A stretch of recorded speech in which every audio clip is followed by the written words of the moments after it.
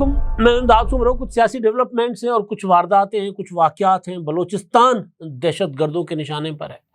کل دو بڑے حملے کیے دہشت گردوں نے، دو بڑی وارداتیں کی جس میں کچھ مسافروں کو شہید کیا گیا، ایک میجر شہید ہو گئے، اور جواب میں دہشت گردوں کو بھی ہلاک کیا گیا۔ اس پر بات ہوگی، لیکن اس کے ساتھ ساتھ ایک سیاسی بھونچال سا آیا ہوا ہے ملک میں تو خیر کیا آنا ہے، لیکن ملک کی سیاست میں ضرور آیا ہوا ہے، اور وہ سیاست بھی فوکسڈ ہے عمران خان صاحب کے گرد۔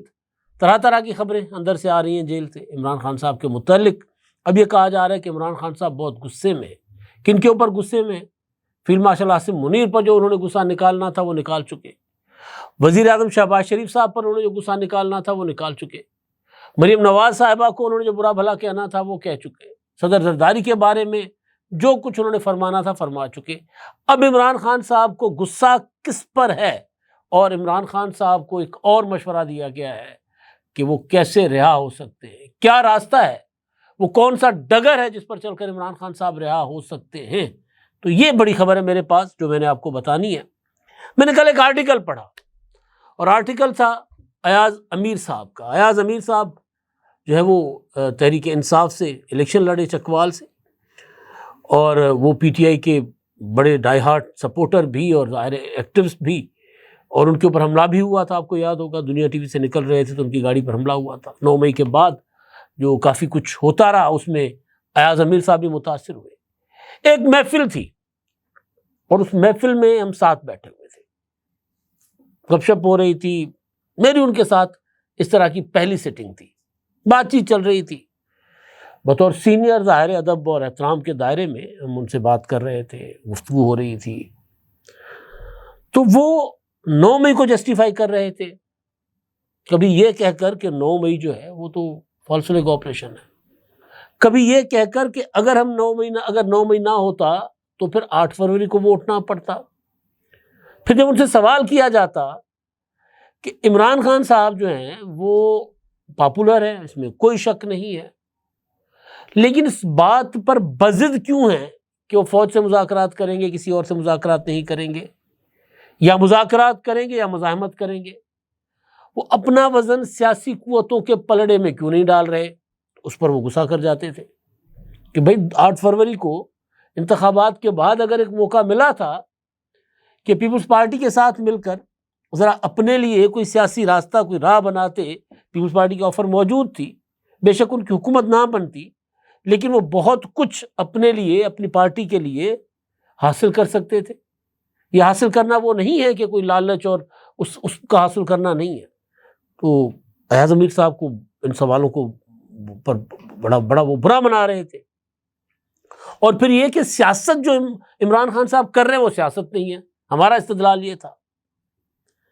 تو ہمارے میزبان کو وہ کہہ رہے تھے کہ دیکھیں جی یہ کن کو اٹھا کر لے کر آ گئے آپ، یہ کون ہے؟ ٹھیک ہے، چپ کر گئے۔ اب ان کا آرٹیکل چیخ چیخ کر کہہ رہا ہے کہ عمران خان صاحب جو کر رہے ہیں وہ سیاست نہیں ہے، یا پی ٹی آئی جو کر رہی ہے وہ سیاست نہیں ہے۔ ان کے آرٹیکل پر ڈیٹیل میں آج کسی اور ویلاگ میں آپ سے بات کروں گا۔ میں جو گفتگو یہ کر رہا ہوں، جس وجہ سے مجھے آرٹیکل یاد آ گیا کہ خان صاحب کو اب یہ مشورہ دیا جا رہا ہے کہ ٹھنڈ رکھا کے اب کچھ نہیں ہونا ایسا، اب کوئی سیاسی قیادت کو آگے لے کر آئے۔ ایک عجیب و غریب قسم کی خبر میری نظر کے سامنے سے گزری کل رات کو کہ سلمان اکرم راجہ صاحب نے بیان جاری کر کے تحریک تحفظ آئین پاکستان کے عہدیداروں کا اعلان کر دیا ہے۔ یعنی ایک اتحاد ہے، اس اتحاد کے عہدیداروں کا فیصلہ پی ٹی آئی کے سیکریٹری جنرل کر رہے ہیں، اور اس میں جو عہدیدار ہیں وہ بھی میں آپ کو بتا دیتا ہوں۔ تو یہ ہو سکتا ہے کوئی اجلاس، کوئی میٹنگ ہوئی ہو، لیکن اب تک اس اتحاد کو تقریباً کوئی، یہ الیکشن کے فوری بعد بن گیا تھا، عام انتخابات کے 2024 کے، 2 سال سے ڈیڑھ سال کے قریب اس کو عرصہ ہو چکا ہوا ہے۔ چند جلسے ہوئے بلوچستان میں، ایک آدھا پشاور میں ہوا، اور سنجانی والے جلسے کے بعد تو محمود خان اچکزئی نے اپنے آپ کو الگ کر دیا نا۔ وجہ کیا تھی؟ وہاں پر محمود خان اچکزئی جو اتحاد کے سربراہ تھے، الگ کر لیا سے مراد یہ نہیں تھا کہ اتحاد سے الگ ہو گئے، لیکن ذرا ایکٹیو نہیں رہے، ذرا سائیڈ لائن ہو گئے، چپ کر کے گوشہ نشین ہو گئے، اس طرح پالیٹکس نہیں کر رہے تھے. یا 26ویں آئینی ترمیم کے دوران جو ہٹ درمی دکھائی تھی پی ٹی آئی نے، کافی ساری چیزیں اندر کی معلومات کے مطابق وہ راضی نہیں تھے پی ٹی آئی کے اس طرز عمل سے جو پی ٹی آئی اختیار کیے ہوئے تھی، جس کا اظہار انہوں نے سنجانی کے جلسے میں کر دیا تھا. انہوں نے کہا تھا کہ یار آپ پہلے تو اپنے کارکنوں کو سکھائیں تو صحیح، کیونکہ جب وہ جلسے میں اسٹیج پہ آئے تو ان کو جگہ نہیں مل رہی تھی، ان کی جیب بھی کٹ گئی تھی، میرا خیال ہے کچھ اس طرح کی چیزیں. پھر انہوں نے بڑی بھڑکیلی سی تقریر کی تھی کہ یہ آپ تحریک چلانے سے پہلے اپنے کارکنوں کی تربیت کریں. اور اس کے علاوہ محمود خان اچکزئی، میں نے کئی بار کہا ہے کہ عمران خان صاحب کے اس ایجنڈے پر کہ مجھے نکالو پر کیوں چلیں گے. تو بہرحال کچھ جلسے ہوئے، کچھ بلوچستان میں، کچھ کے پی کے میں، ایک آدھ پنجاب میں جلسے ہوئے. اس کے بعد وہ تحریک یوں لگا کہ جیسے اپنی موت آپ مر گئی. اب ہمیں بتایا جا رہا ہے کہ تحریک مری نہیں تھی، وہ اتحاد جو ہے وہ فوت نہیں ہوا تھا، وہ کومے میں تھا. اب کومے سے ہم اس کو واپس لا رہے ہیں. آئی سی یو میں تھا، کومے میں تھا، اب اس کو ہم واپس لا رہے ہیں. اب اعلان کر دیا گیا ہے. اعلان جو ہے وہ اپنا کیا راجہ صاحب نے. اب راجہ صاحب بھی کمال کی شخصیت ہے. ایک دن انہوں نے عالیہ حمزہ کے متعلق ایک بھڑکیلی سی تقریر کر دی صحافیوں کے ساتھ گفتگو کرتے ہوئے. پھر جب پریشر آیا دوسری طرف سے، ایک الگ لابی کام کر رہی ہے، بیرسٹر علی ظفر، فواد چودھری اور سارے کافی لوگ جو ہیں اس کے اگینسٹ، جنید اکبر، اینٹی ایلیمین گنڈاپور جو لابی ہے وہ ایکٹیو ہوئی. تو اب کہتے ہیں کہ جو ہماری بہن ہے ہم آپس میں بیٹھ کر معاملہ حل کر لیں گے. لیکن بہرحال سلمان قمر راجہ صاحب کیونکہ ایک سیاسی آدمی نہیں ہیں تو انہوں نے یہ کر دیا جو بھی کیا. اب جناب یہ اپنا سلمان قمر راجہ صاحب نے ایک بیان جاری کیا ہے، اور اس بیان کے مطابق محمود خان اچکزئی صاحب جو ہیں وہ تحریک تحفظ آئین کے چیئرمین ہی ہوں گے. راجہ ظفر الحق، راجہ ناصر عباس وائس چیئرمین، اسد کیسر صاحب سیکرٹری جنرل، صاحبزادہ حامد رضا صاحب سیکرٹری اطلاعات، اخونزادہ حسین یوسف زئی ترجمان، اور سلمان قمر راجہ صاحب جو کہہ رہے ہیں ان کے مطابق مصطفیٰ نواز کھوکھر اور اختر مینگل جو ہیں وہ مرکزی کرداروں میں شامل ہوں گے. ایک خبر آئی تھی کہ مرکزی وائس چیئرمین، لیکن ان کو مرکزی کردار کے طور پر رکھا گیا ہے. اب اس میں پورا کا پورا اتحاد پی ٹی آئی کے گرد گھومتا ہے، محمود خان اچکزئی کے علاوہ راجہ ناصر عباس، اسد کیسر، صاحبزادہ حامد رضا. ایک ہی ظاہر پارٹی الگ ہے لیکن ایک ہی پلیٹ فارم سے الیکشن لڑے تھے، یا ایک ہی جماعت کہلاتی ہے سنی اتحاد کونسل یا تحریک انصاف. اب اتنے عرصے کے بعد ایک اتحاد بنا ہوا تھا اور اتنے عرصے کے بعد اس کی تنظیم بنی ہے. تو جب اتحاد کی کوئی تنظیم، کوئی ڈھانچہ ہی نہ ہو، اور پھر وہ اتحاد اور اتحاد کے سربراہان انتظار کریں کہ اندر سے بادشاہ سلامت جو ہے کال کوٹڑی سے بیٹھ کر کیا پیغام بھیجتے ہیں، کیا جو ہے وہ لائحہ عمل دیتے ہیں، تو اس پر چلیں. اتحاد تو غیر فعال رہا. اب اس کی ایک تنظیم، جیسے میں نے کہا نا کوما میں تھا، اب مر گیا تھا، ہمیں بتایا گیا کہ نہیں کوما میں تھا، اب اس کو ہم نے زندہ کر دیا. تو کیا زندہ کر لیا، کیا کرے گا، کر لے گا اتحاد، مجھے نہیں سمجھ آتی. مجھے نہیں لگتا کہ یہ اتحاد کوئی تحریک چلانے کی پوزیشن میں. بذات خود جو سب سے بڑی جماعت ہے پی ٹی آئی، وہ اپنی تحریک نہیں چلا پا رہی. اپنی تنظیم پی ٹی آئی کے اندر جو اختلافات، جو لڑائیاں ہیں وہ ختم نہیں ہو رہی، تو باقی جماعتوں کے ساتھ کیسے یہ مل کر چلیں گے. میں مطلب ان میں شامل کچھ میرے یار دوست جو ہیں ان سے میری کئی بار گپ شپ ہوئی ہے اس معاملے پر. وہ کہتے ہیں یار ان کا سمجھ ہی نہیں آتی، صبح کچھ کہتے ہیں شام کو کچھ کہتے ہیں، بالکل اس طرح عمران خان صاحب کرتے ہیں، یعنی پی ٹی آئی والوں کی. تو کیسے اتحاد چلے گا، کیسے عمران خان صاحب کی رہائی کی تحریک ہوگی. عمران خان کہتے ہیں جی 5 اگست، علی امین گنڈاپور کہتے ہیں 90 دن، اور پہلے 90 دن کو ڈیفینڈ کیا جاتا ہے، پھر کہتے ہیں نہیں ان کی ذاتی رائے تھی پی ٹی آئی کے اندر سے. اور جو طرز عمل ہے جو ایاز امیر جس وجہ سے مجھے یاد آ گئے، اب وہ یہ کہہ رہے ہیں کہ نہیں تحریک جو ہے نا وہ چلانے کے لیے ذرا سیاسی حکمت عملی کی ضرورت ہوتی ہے، جو کہ ظاہر ہے نہیں. فواد چودھری صاحب کی آج کل ویڈیو بڑی وائرل ہوئی ہے، دوبارہ ہم لے کے رہیں گے، آزادی تمہیں دینی ہوگی، آزادی تیرا باپ بھی دے گا آزادی، یہ نعرہ آپ نے سنا تھا. پھر گرفتار ہوئے، پھر باہر آئے، تو کہا کہ میں ایک پولیٹیکل ورکر ہوں، میں گوریلا تھوڑی ہوں کہ میں تشدد برداشت کروں. تو بالکل ٹھیک کہہ رہے وہ، جس لیول کا ان کے ساتھ جبر ہوا ہوگا وہ نہیں برداشت کر سکے، خاموش ہو گئے، سائڈ پر ہو گئے. لیکن ایک وعدہ جو پنجابی میں کہتے ہیں نا، فواد چودھری میں ایک وعدہ تھا کہ انہوں نے پارٹی تحریک انصاف کہ نہ چھوڑنے کا اعلان کیا نہ کسی اور پارٹی کو جوائن کرنے کا. انہوں نے کہا میں فی الحال سیاست سے ذرا میں وقفہ لے رہا ہوں, بریک لے رہا ہوں. جو آئی پی پی بن رہی تھی لاہور کے پی سی ہوٹل میں, تو ہم بھی وہاں موجود تھے, ہم نے بھی سب دیکھا کہ ہم چپ نہیں رہے. پوچھا فواد چودھری سے, میں نے اون چودھری سے بھی پوچھا کہ ارے فواد چودھری جو ہے وہ کیوں منہ چھپا کر بیٹھے ہوئے؟ تو انہوں نے کہا کہ اب میں اس کو سمجھاتا ہوں, ذرا تھوڑا سا ڈسٹرب ہے. تو فواد چودھری وہاں گئے نہیں تھے, بھیجے گئے تھے, لیکن بہرحال انہوں نے اعلان اس طرح نہیں کیا تھا. جو ان کے لیے کرسی رکھی گئی تھی جو بالکل اپنا ہیڈ ٹیبل کے اوپر فرنٹ جو مرکزی چیئرز تھی قائدین کی, وہاں نہیں بیٹھے, سائڈ پر جا کر بیٹھ گئے, یوں کر کے منہ چھپا کر بیٹھ گئے. میں ملا زندگی میں پہلی بار فواد چودھری صاحب, مجھے یوں لگا جیسے بیزار سے نہیں مل کے نکل گئے, ورنہ ظاہر ایک تعلق ہے تو اچھے طریقے سے ملتے, اچھے طریقے سے گفتگو کرتے ہیں. تو فواد چودھری بہرحال آئی پی پی میں نہیں گئے تھے, اور فواد چودھری نے کچھ سیکھا بھی ہے. تھوڑے سیاسی مائنڈ کے آدمی ہیں, لیکن جذباتی اس وقت ان کا بھی خیال تھا کہ انقلاب آ جائے گا. شاید ان کو بھی لگتا تھا کہ فیض حمید کا جو نیٹ ورک ہے وہ اس سارے سسٹم کو گھر بھیج دے گا اور ہم دوبارہ واپس آ جائیں گے. یہ خیال تو سب کے تھے نا. تو فیض حمید بھی اندر پڑے ہوئے, پتہ نہیں ان کا کیا ہوا. تو فواد چودھری صاحب نے ایک ٹویٹ کیا کل, یہ بڑا زبردست ٹویٹ ہے. وہ کہتے ہیں کہ پارٹی کے پرانے دوستوں سے کہتا ہوں کہ اکٹھے ہو کر عمران خان, شاہ محمود قریشی, اعجاز چودھری, محمود الرشید, یاسمین راشد, عمر چیمہ, حسان نیازی اور دیگر سیاسی ورکرز کی رہائی کے لیے ایک نکاتی ایجنڈے پر اکٹھے ہوں. 9 مئی کے بعد پارٹی میں شامل ہونے والوں نے تحریک انصاف کو ہائی جیک کر لیا ہے. یہ لوگ عہدوں کے لیے عمران خان اور دیگر قیادت کی جانوں کا سودا کر چکے ہیں. اگر آپ لوگ مزید خاموش رہے تو تحریک انصاف کی سیاسی حیثیت مکمل تباہ ہو جائے گی. نئے لائے عمل کی ضرورت ہے. عمران خان کو ٹرولز رہا نہیں کرا سکتے, اس لیے سنجیدہ سیاست کی ضرورت ہے. یہ بات وہی ہے جو ایاز امیر صاحب آرٹیکل میں کر رہے ہیں. فواد چودھری صاحب جو جن لوگوں کے نام لے رہے ہیں, شاہ محمود قریشی, اعجاز چودھری, محمود الرشید, یاسمین راشد, عمر چیمہ, حسان نیازی, یہ سب لاہور میں قید ہیں.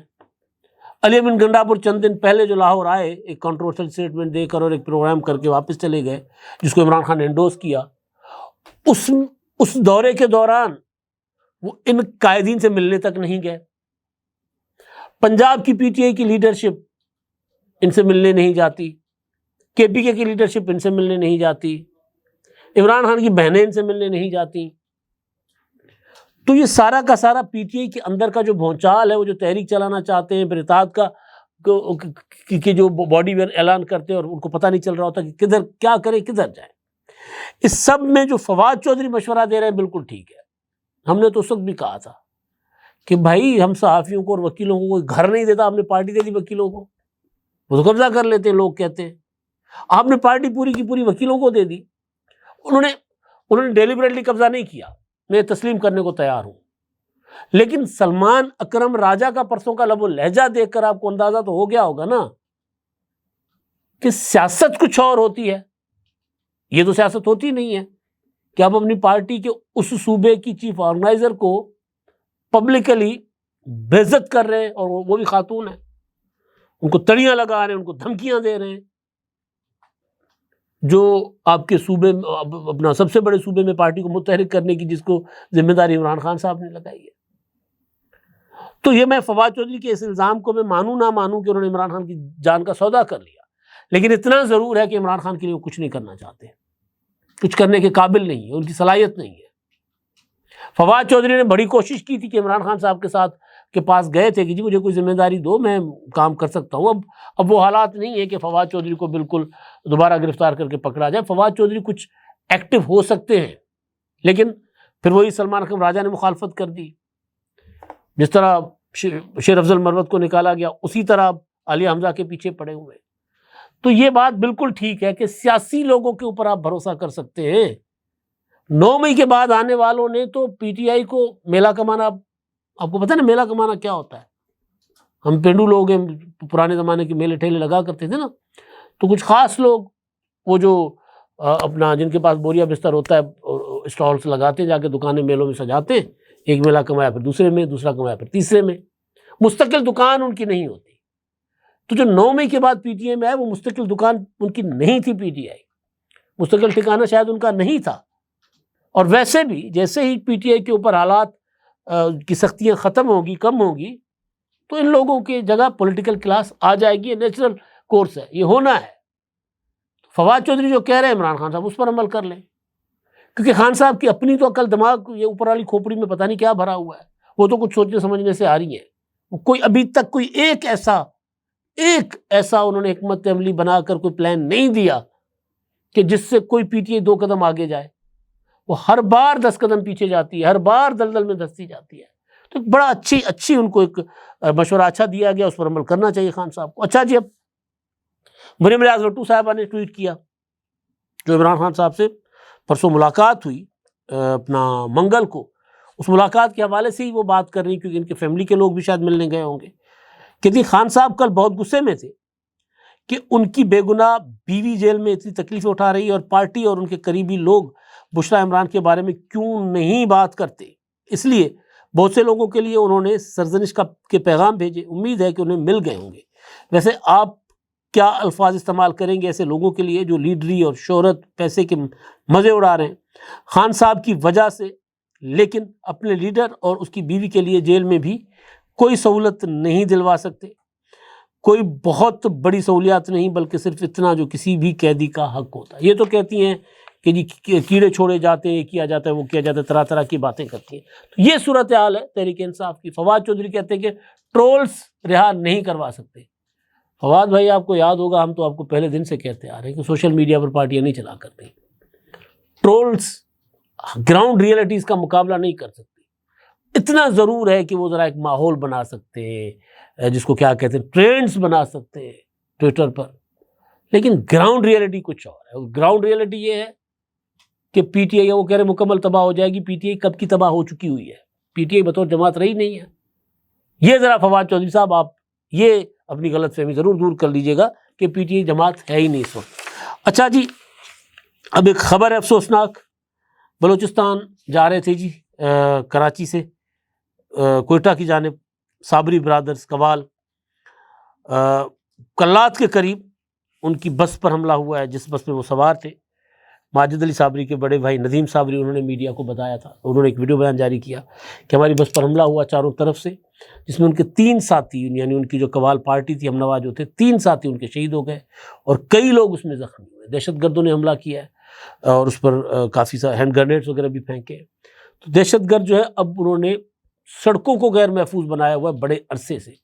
کبھی وہ شناخت دیکھ کر پنجاب کے شہریوں کو، پنجابیوں سے رائکیوں کو قتل کرتے ہیں، کبھی محنت کش مزدوروں کو قتل کرتے ہیں، اور کبھی بسوں کے اوپر بغیر بلا امتیاز جو فائرنگ ہوتی ہے وہ کر دیتے ہیں، اور بس میں جو ہے وہ پھر ظاہر اس کو نقصان ہوتا ہے. تو یہ خطرناک صورتحال ہے. بلوچستان میں ایک اور واردات ہوئی ہے آواران میں، جہاں سیکورٹی فورسز نے خفیہ آپریشن کیا، اور اس میں جو آئی ایس پی آر کے مطابق آپریشن میں ایک میجر جو ہیں پاک فوج کے، وہ شہید ہو گئے ہیں.